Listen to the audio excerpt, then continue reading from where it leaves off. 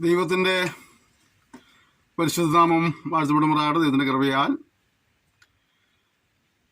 കൊരിന്ത്യർക്കെതിരെ ലേഖനം എന്ന വിഷയത്തിൻ്റെ 11ാമത്തെ സെക്ഷനിൽ പ്രവേശിപ്പാൻ ദൈവം നമ്മെ സഹായിച്ച ഓർത്ത് ഞാൻ ദൈവത്തെ സ്തുതിക്കുന്നു, സ്തോത്രം ചെയ്യുന്നു. നിങ്ങൾക്ക് എല്ലാവർക്കും കർത്താവായ യേശുവിന്റെ നാമത്തിൽ സ്നേഹം നിങ്ങളെ അറിയിക്കുകയാണ്. കഴിഞ്ഞ നാളുകളിൽ നിങ്ങൾ നൽകിയ പ്രോത്സാഹനത്തിന്, സഹകരണത്തിന്, പ്രാർത്ഥനയുടെ പിൻബലത്തിനായി ഞാൻ നന്ദി പറയുന്നു. ദൈവം നിങ്ങളെല്ലാവരെയും ധാരാളമായി അനുഗ്രഹിക്കുമാറാകട്ടെ. കഴിഞ്ഞ ദിവസങ്ങളിൽ കൊരിന്ത്യർ ലേഖനം 10ാം അധ്യായം പഠിച്ചുകൊണ്ടിരിക്കുകയായിരുന്നു. അതിൻ്റെ 22 വരെ വചനങ്ങൾ നമ്മൾ കഴിഞ്ഞ സെക്ഷൻസ് ചിന്തിച്ചത്. നാം ഇന്ന് അതിൻ്റെ 23ാമത്തെ വാക്യം മുതൽ നമ്മുടെ ചിന്ത ആരംഭിക്കുകയാണ്. സകലത്തിലും എനിക്ക് കർത്തവ്യം ഉണ്ട് എങ്കിലും സകലവും പ്രയോജനമുള്ളതല്ല. സകലത്തിലും എനിക്ക് കർത്തവ്യമുണ്ട് എങ്കിലും സകലവും ആത്മീയ വർധന വരുത്തുന്നില്ല. ഇവിടെ പൗലോസ് ശക്തമായിട്ടൊരു കാര്യം പറയുന്നത്, ഏതിനാണ് പ്രയോറിറ്റി കൊടുക്കേണ്ടത്? നിനക്ക് എല്ലാം അനുഭവിക്കാം, എന്നാൽ എല്ലാത്തിൽ നിന്നും ദൈവം നിന്നെക്കുറിച്ച് ആഗ്രഹിക്കുന്നതായ ഒരു ഫലം ലഭിക്കയില്ല എന്നുള്ളതായ ഒരു ഭാഗമാണ് പറയുകയാണ്. എനിക്ക് സകലത്തിലും കർത്തവ്യമുണ്ട് എങ്കിലും എല്ലാതും എനിക്ക് പ്രയോജനമുള്ളതല്ല. സകലവും എനിക്ക് പ്രയോജനമുള്ളതല്ല. സകലവും എനിക്ക് ആത്മീയ വർധന വരുത്തുന്നില്ല.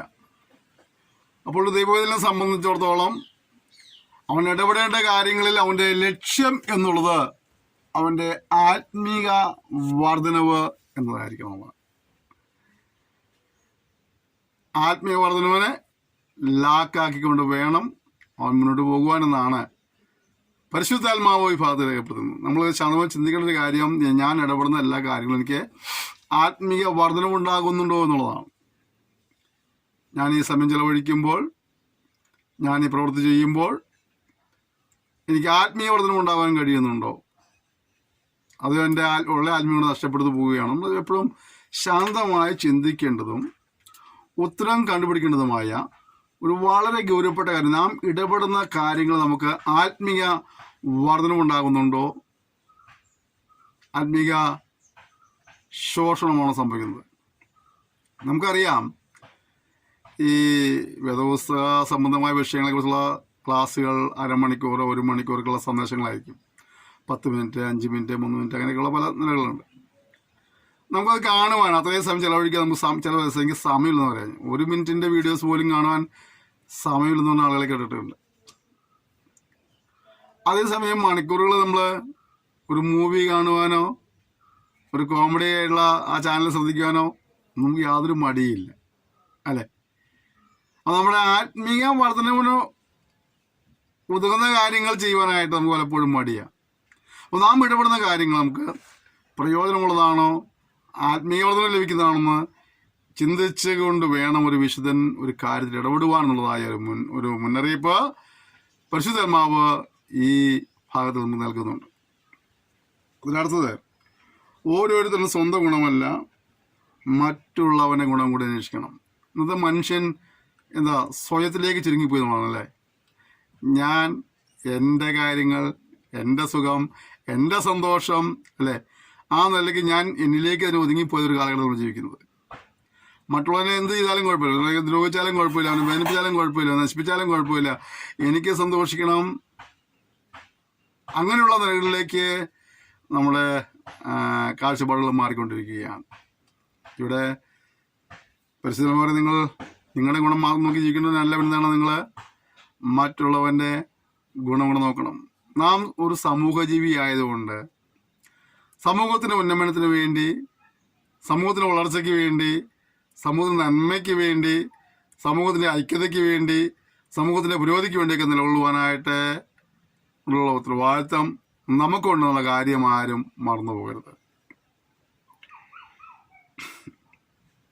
ഇവിടെ അങ്ങാടിയിൽ വിൽക്കുന്നത് എന്തെങ്കിലും മനസാക്ഷി നിമിത്തം ഒന്നും അന്വേഷണം കഴിക്കാത്ത നിവീൻ ഭൂമി എൻ്റെ പൂർണ്ണതയും കർത്താവിനുള്ളതല്ലോ. ഇവിടെ ഭക്ഷണത്തെക്കുറിച്ച് ചില കാര്യങ്ങൾ പറയുക, കഴിക്കുന്ന ഭക്ഷണങ്ങൾ കഴിക്കാത്ത ഭക്ഷണങ്ങളെക്കുറിച്ചുള്ള ചില കാര്യങ്ങൾ പറയുക.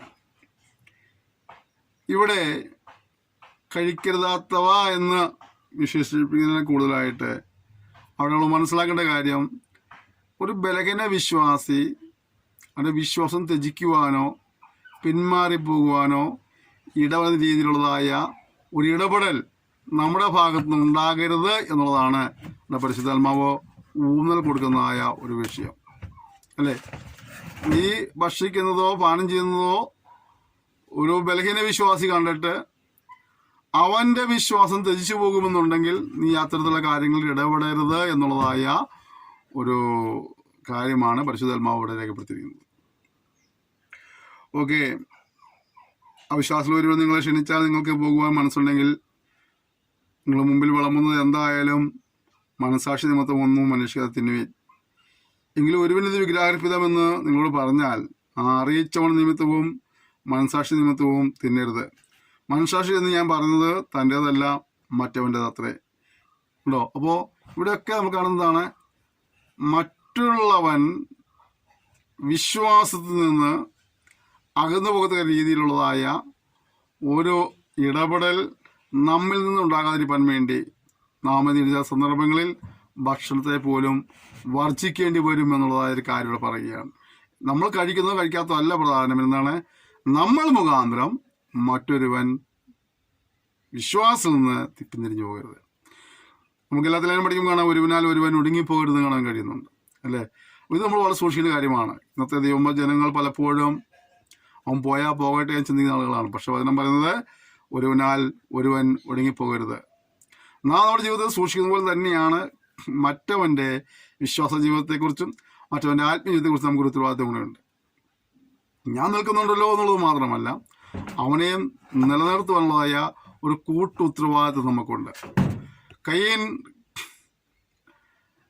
വയലിലായിരിക്കുമ്പോൾ ദൈവം ചോദിക്കുന്നില്ലേ, നിന്റെ സഹോദരൻ എവിടെയാന്ന് ചോദിക്കുന്നില്ലേ?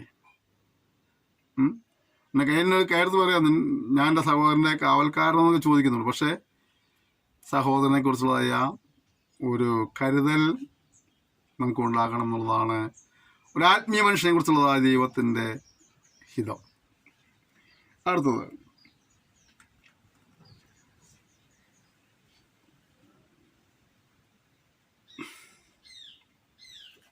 എൻ്റെ സ്വാതന്ത്ര്യം അന്യമനസാക്ഷിയാൽ വിധിക്കപ്പെടുന്നത് എന്തിന്? നന്ദിയോടെ അനുഭവിച്ച് സ്തോത്രം ചെയ്ത ആ സ്ഥാനനിമിത്തം ഞാൻ ദൂഷിക്കപ്പെടുന്നത് എന്തിന്? അവിടെയൊക്കെ നമ്മൾ കഴിച്ച ഭക്ഷണത്തിൻ്റെ പേരിൽ ഒരു ദൂഷ്യം ഉണ്ടാകാതിരിക്കാനായിട്ട്, ഒരു ബലഹീന വിശ്വാസിയെ താങ്ങുവാനായിട്ടൊക്കെയുള്ള ഒരു ക്രമീകരണത്തിൻ്റെ കാര്യങ്ങളാണ് അവിടെ പറയുന്നത്. അടുത്തത് 31-ാം വാക്യം. ആകയാൽ നിങ്ങൾ തിന്നാലും കുടിച്ചാലും എന്തു ചെയ്താലും എല്ലാം ദൈവത്തിൻ്റെ മഹത്വത്തിനായി ചെയ്യുവീൻ.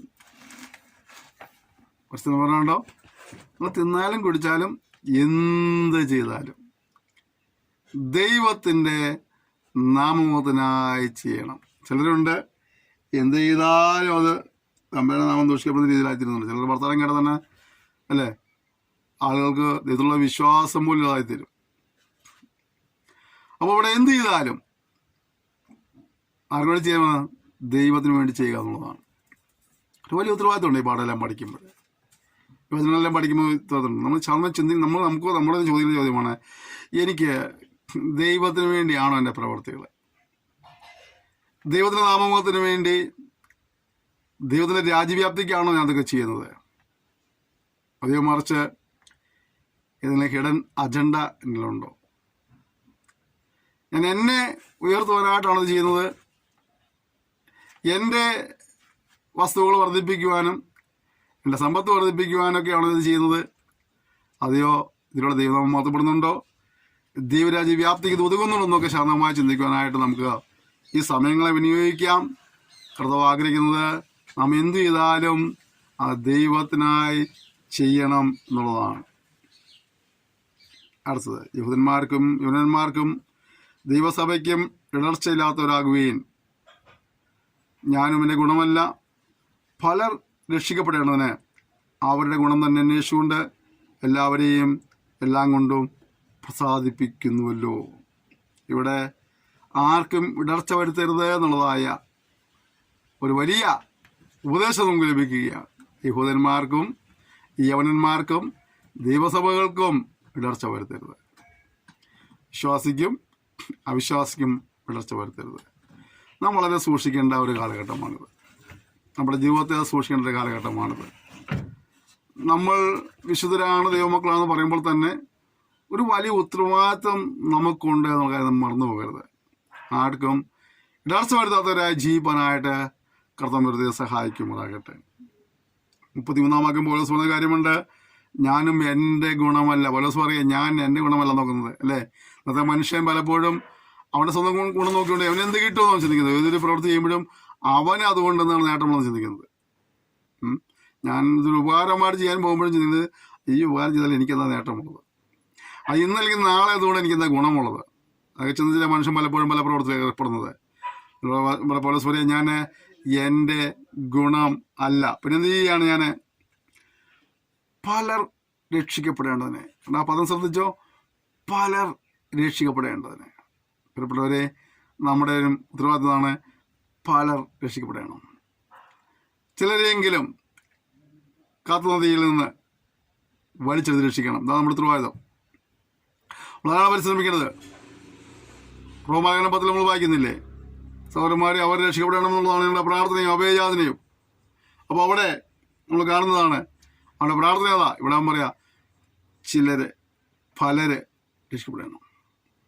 നമ്മുടെ പ്രാർത്ഥന, നമ്മുടെ പ്രവർത്തനങ്ങൾ, നമ്മുടെ ഉപവാസങ്ങൾ, നമ്മുടെ കൺവെൻഷനുകൾ, പരസ്യയോഗങ്ങൾ, ദൈവവചന സന്ദേശങ്ങളെല്ലാത്തിനെയും ആത്യന്തികമായ ലക്ഷ്യം എന്തായിരിക്കണം? പലർ രക്ഷിക്കപ്പെടണം. നിത്യശിക്ഷയിലേക്ക് പോകുന്ന, നിത്യാഗ്നിയിലേക്ക് പോകുന്ന ചിലരെങ്കിലും രക്ഷിക്കപ്പെടുവാണം എന്നുള്ളതാണ് നമ്മുടെ ആഗ്രഹവും പ്രാർത്ഥനയും. എൻ്റെ പൊന്നു കൂടപ്പിറപ്പേ, അതിനോട് നിങ്ങൾ എന്ത് ചെയ്യുന്നുണ്ട്? നീ രക്ഷിക്കപ്പെട്ട വ്യക്തിയായിരിക്കാം, നല്ല കാര്യം. രക്ഷിക്കപ്പെട്ടു, നീ ശിക്ഷാവധിയില്ല, നല്ല കാര്യം. പക്ഷേ സമശിഷ്ടങ്ങൾ, ആയിരക്കണക്കിന് ആളുകൾ, ലക്ഷക്കണക്കിന് ആളുകൾ, കോടിക്കണക്കിന് ആളുകൾ രക്ഷയുടെ സന്ദേശം അറിയാതെ നിത്യവും നിത്യാഗ്നിയിലേക്ക് വധിച്ചുകൊണ്ടിരിക്കുകയാണ്.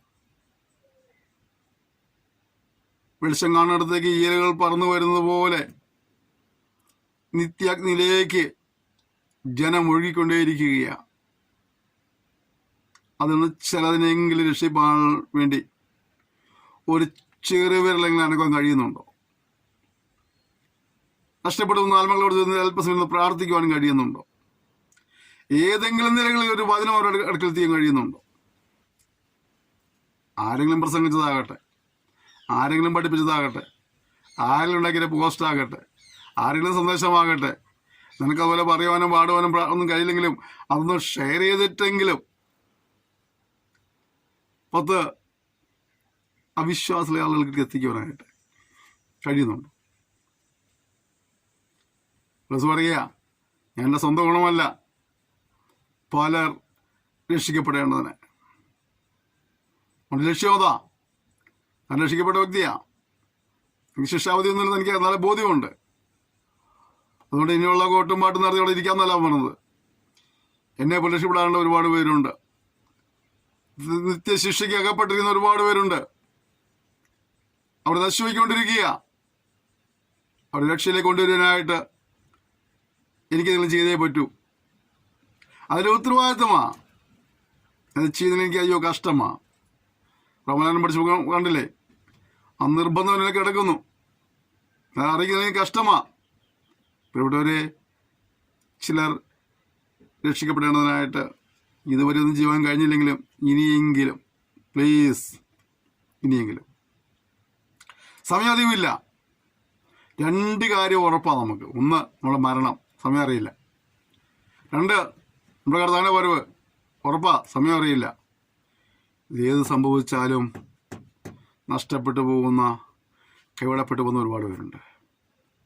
ഇത് സംഭവിച്ചാലും നമുക്ക് പിന്നെ ഒരു അവസരവും ലഭിക്കുന്നില്ല. ജീവിച്ചിരിക്കുമ്പോൾ ഇന്ന് എന്നതിനേക്കാൾ ഇപ്പോൾ എന്നതാണ് പ്രാധാന്യം. ഇപ്പോഴെന്തെങ്കിലും ചെയ്യാന്നുള്ളതാണ്. ദയവ് ചെയ്ത് ഇതുപോലുള്ള ഒരുപാട് സന്ദേശങ്ങൾ വരുന്നുണ്ടല്ലോ, അതൊക്കെ മറ്റുള്ളവർക്ക് എത്തിക്കാൻ ശ്രമിക്കുക. അരമണിക്കൂറിൻ്റെ സന്ദേശം മുഴുവൻ കേൾക്കാൻ പോലും മനസ്സിലത്തെ നമ്മൾ പലരും, 10 മിനിറ്റ് സന്ദേശം പോലും മുഴുവൻ കേൾക്കാൻ നമുക്ക് മനസ്സിലത്തെ നമ്മൾ പലരും, നമ്മളൊക്കെ ആത്മീയരാണ് തന്നെ. അതായത് നമ്മൾ പോകാൻ വേണ്ടി ഒരുങ്ങിയിരിക്കുന്നവരാണ് നമ്മൾ അറിഞ്ഞ സത്യം മറ്റുള്ളവരുടെ വായിലൂടെ പുറത്തു വരുന്നതൊന്നും മറ്റുള്ളവരെ അറിയിക്കുവാനായിട്ട് ഷെയർ ചെയ്യാൻ പോലും നമുക്ക് മടിയാണെങ്കിൽ നമ്മളെല്ലാവരും. ഉത്തരവാദിത്തമുണ്ട്. പരസ്പരം പോലെ സ്വന്തം ഗുണമല്ല, പലർ രക്ഷിക്കപ്പെടേണ്ടതിനായിട്ട് ഞാൻ എന്ത് ചെയ്യാണ്? അവരുടെ ഗുണമന്വേഷിക്കുന്നു. അവർ രക്ഷിക്കപ്പെടുവാൻ വേണ്ടിയിട്ട് ഞാൻ അവരെ ഗുണമന്വേഷിക്കുന്നു. അങ്ങനെ പോലെ പറയുക, എല്ലാവരെയും എല്ലാം കൊണ്ടും പ്രസാദിപ്പിക്കുന്നു.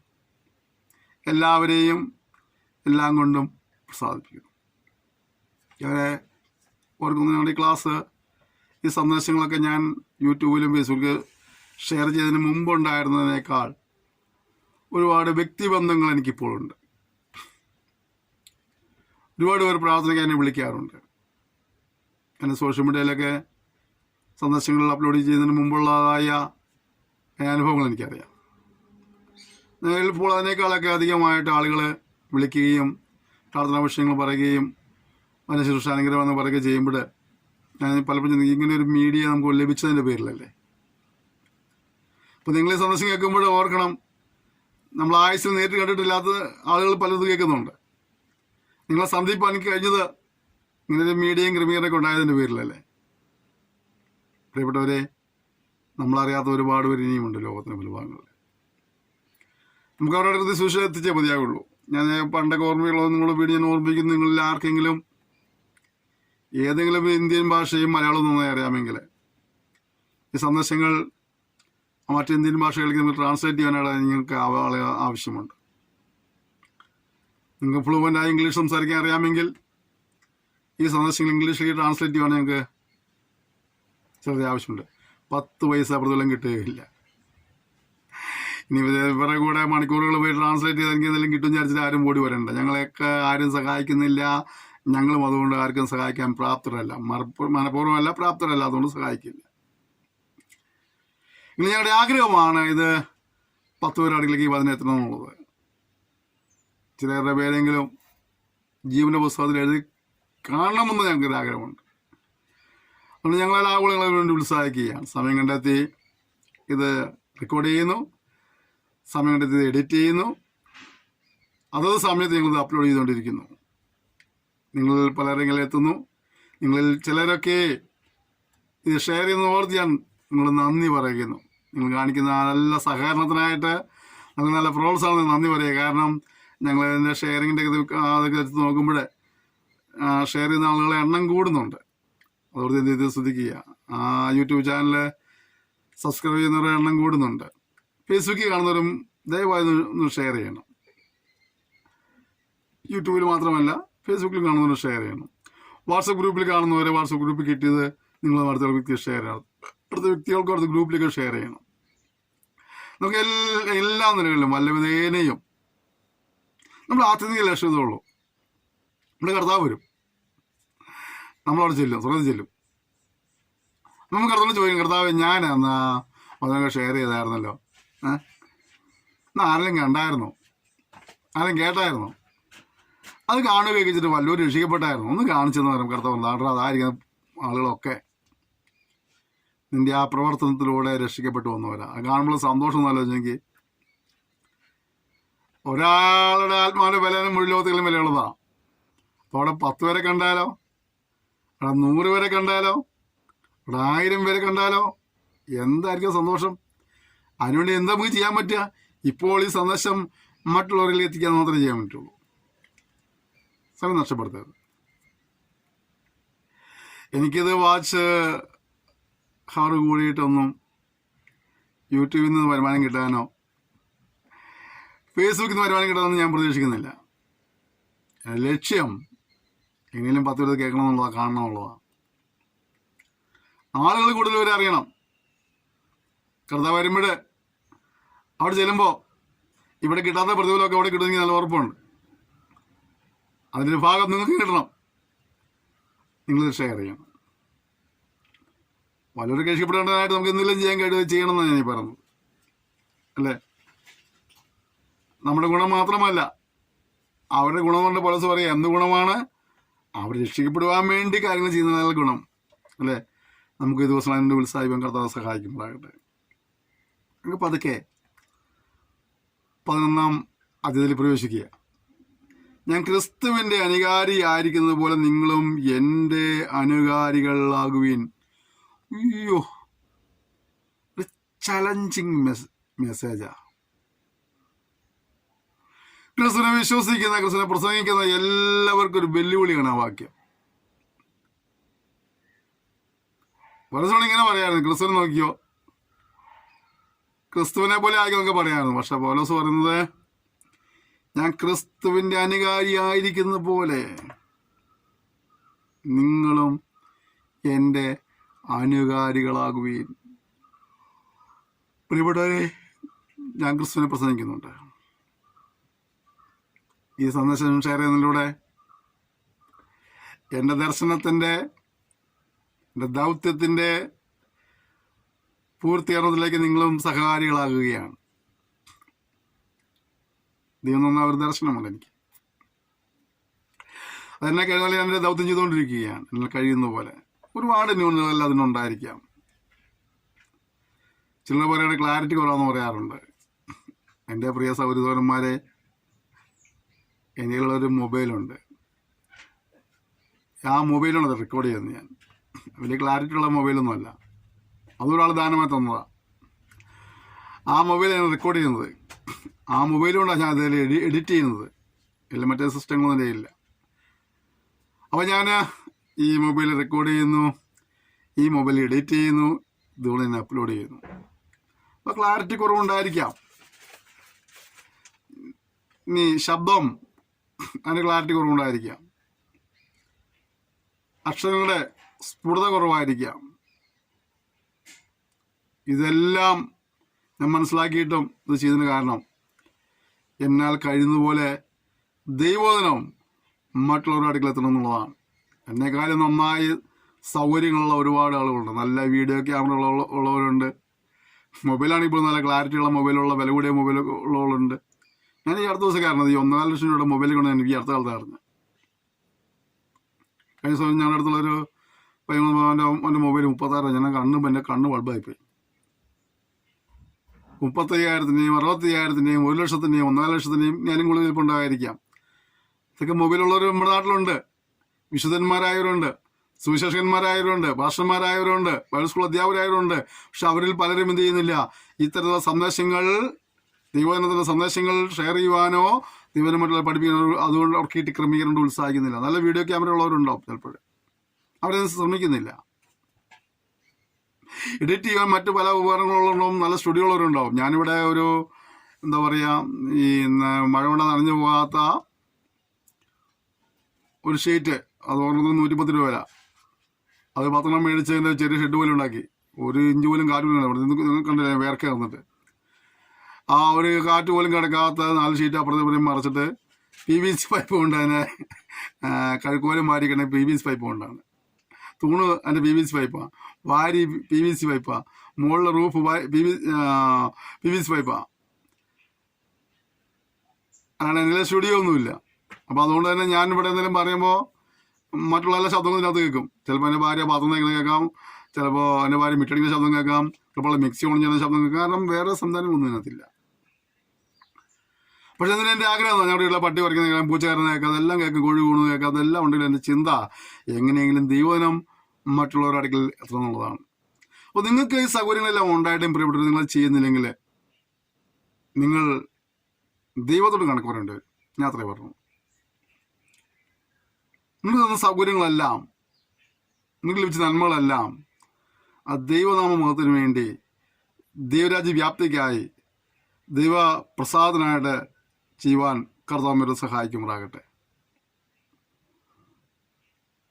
അപ്പോൾ ഇതിന് ന്യൂനതകളൊക്കെ പുറമെ നോക്കുന്ന ന്യൂനതകളെല്ലാം ഉണ്ടെങ്കിലും എൻ്റെ ലക്ഷ്യം, എൻ്റെ ദൗത്യം എന്നാണ് കർത്താവിൻ്റെ വചനം മറ്റുള്ളവരുടെ അടുക്കലെത്തണം. എനിക്കത്ര ആയുസ് നമുക്ക് പറയാൻ കഴിയില്ല. പക്ഷേ കർത്താവ് ഇതിനു ഞാൻ മരിച്ചു പോയാലും എൻ്റെ ഈ ശബ്ദം ഇവിടെ കിടക്കും വീഡിയോസായിട്ട്. യൂട്യൂബിലും ഫേസ്ബുക്കിലും വാട്സപ്പ് ഗ്രൂപ്പിലൊക്കെ ഉണ്ടാവും. അത് കിടക്കുമ്പോൾ വരും തലമുറയിൽ താമസിച്ചാൽ ആർക്കെങ്കിലും ബൈബിൾ സ്കൂളിൽ പഠിക്കാൻ തോന്നി, പോയി പഠിക്കാൻ സൗകര്യമില്ല, വെറുതെ ഒരു ഓൺലൈൻ ബൈബിൾ സ്കൂളിൽ നിന്നോ ബൈബിൾ സ്കൂളിൽ നിന്ന് ടൈപ്പ് ചെയ്ത് കൊടുക്കുമ്പോൾ ഇത് കാണുമ്പോൾ അവർക്കും അതെന്ത് ചെയ്യാൻ പറ്റും, പഠിക്കാൻ കഴിയത്തില്ല. പ്രിയപ്പെട്ടവരെ, നമ്മൾ ഇവിടുന്ന് മരിച്ചു പോയാലും നമ്മുടേതായിട്ടുള്ള ഒരു ഭാഗം അവിടെ ഇട്ടിട്ട് വേണം പോകാനായിട്ട്. എന്തെങ്കിലും ഒരു കയ്യൊപ്പ് ക്രൈസ്തവ ലോക ചരിത്രത്തിൽ ഏതെങ്കിലും ഒരു പേജിൽ നമ്മുടേതായുള്ളൊരു കയ്യൊപ്പ് ഉണ്ടാകണം. അതിൽ ലഭിക്കുന്ന സമയങ്ങൾ നമ്മൾ വിനിയോഗിച്ചേ മതിയാവുകയുള്ളൂ. നല്ലൊരു അവസരം ലഭിച്ചെന്ന് വരെയും കഴിയുകയില്ല. ഞാൻ പലപ്പോഴും ഈ വീഡിയോ റെക്കോർഡ് ചെയ്യുമ്പോൾ ചില ദിവസങ്ങളിൽ ഒന്നിലധികം ദിവസങ്ങളുടെയോ ഒരാഴ്ചയ്ക്കുള്ള ചില സമയങ്ങൾ റെക്കോർഡ് ചെയ്യാറുണ്ട്. എൻ്റെ കാരണം, നമ്മൾ എന്തെങ്കിലും കാരണവശാൽ ഒരു തടസ്സം സംഭവിച്ചാലും നാളത്തെ ക്ലാസ് മുടങ്ങരുതെന്നുള്ളൊരു ആഗ്രഹമുള്ള എൻ്റെ പേരില്ല. ഈ ചൂട്ടത്തിരുന്ന് ഇതുപോലെ വെട്ടി വേർത്ത് ഇത് റെക്കോർഡ് ചെയ്യുമ്പോൾ വേണമെങ്കിൽ എഴുന്നേറ്റ് പോകാനൊക്കെ തോന്നും. കാരണം ഇതിനുള്ളിൽ യാതൊരു കാറ്റും കിടക്കുകയില്ല, വേറെ ഫാൻ വയ്ക്കാനുള്ള സൗകര്യങ്ങളൊന്നും ഇതിനകത്തില്ല, എല്ലാ ഭാഗവും അടച്ചു കെട്ടിയിരിക്കുകയാണ്. അപ്പോൾ അങ്ങനെയുള്ള സ്ഥലത്ത് ഈ ലൈറ്റിൻ്റെ ചൂട് കൊണ്ട് ഇരിക്കുമ്പോൾ ചിലപ്പോൾ ബുദ്ധിമുട്ട് തോന്നിയേക്കാം. എന്നാലും മനസ്സിലാക്കണം എന്ന് പറയാമോ, എങ്ങനെയെങ്കിലുമൊക്കെ ആരുടെ അടുക്കിലേക്കൊക്കെ ഈ ദൈവം എത്തുവാനിടയായിത്തീരണമെന്നുള്ളതാണ്. വളരെ സാറി, ഞാൻ ക്രിസ്തുവിൻ്റെ അനുകാരി ആയിരിക്കുന്ന പോലെ നിങ്ങളും എൻ്റെ അനുകാരികളായിരിക്കണം. പോലീസ് എപ്രകാരം ദൈവത്തെ സേവിച്ചോ അപ്രകാരം നമ്മളായിരിക്കണമെന്നാണ് പോലീസ് നമ്മൾ ആവശ്യപ്പെടുന്നത്. പോലീസിൻ്റെ ഒരു ധീരത, ആർക്കും തെറ്റ് ചൂണ്ടിക്കാണിക്കാൻ കഴിയാത്ത നിലകളിൽ ക്രിസ്തുവിനെ അനുഗമിക്കുന്നതിൽ, ക്രിസ്തുവിനെ ആരാധിക്കുന്നതിന് സാക്ഷ്യം വഹിക്കുന്നതിൽ അവനൊരു ഉത്തമ മാതൃകയായി നിലകൊണ്ടാണ് ധൈര്യമായിട്ട് നിങ്ങൾ എൻ്റെ അനുകാരികളായിരിക്കാൻ പറയുന്നത്. നമുക്ക് ഈ തലമുറയിൽ നമ്മൾ ജീവിക്കുമ്പോഴും നമ്മുടെ ചുറ്റുപാടുകൾ നോക്കി നമുക്ക് പറയാൻ കഴിയണം, നിങ്ങൾ എൻ്റെ അനുകാരികളായിരിക്കണമെന്ന് പറയുമ്പോൾ മാതൃകയുള്ള ജീവിതത്തിൻ്റെ ഉടമകളെ തീരുവന്നെ കർത്താവ് നമ്മോരോരുത്തരെയും സഹായിക്കുമാറാകട്ടെ. നിങ്ങൾ സകലത്തിലും എന്നെ ഓർക്കുകയും ഞാൻ നിങ്ങളെ ഏൽപ്പിച്ച കൽപ്പനകളെ പ്രമാണിക്കുകയും ചെയ്യുകയാൽ നിങ്ങളെ പുകഴ്ത്തും. ഇവിടെ പൗലോസ് പറഞ്ഞ മറ്റൊരു കാര്യം വന്നതോ, നിങ്ങൾ എന്നെ ഓർക്കുന്നു. 2, ഞാൻ നിങ്ങളെ ഏൽപ്പിച്ച കൽപ്പനകളെ പ്രമാണിക്കുകയും ചെയ്യുകയാൽ നിങ്ങളെ പുകഴ്ത്തുന്നു. അപ്പം നമുക്കൊരു പ്രശംസയ്ക്കൊരു വഴി ഉണ്ടാക്കണം. നമ്മൾ ദൈവത്തിന് വചനമനുസരിച്ച് പ്രശംസാപാത്രങ്ങളായി തീരുകയാണ് ദൈവത്തിന് നമ്മുടെ ഉത്തരവാദിത്വം. ദൈവത്തിന് വചനമനുസരിച്ച് പ്രശംസാപാത്രങ്ങളായി തീരുക.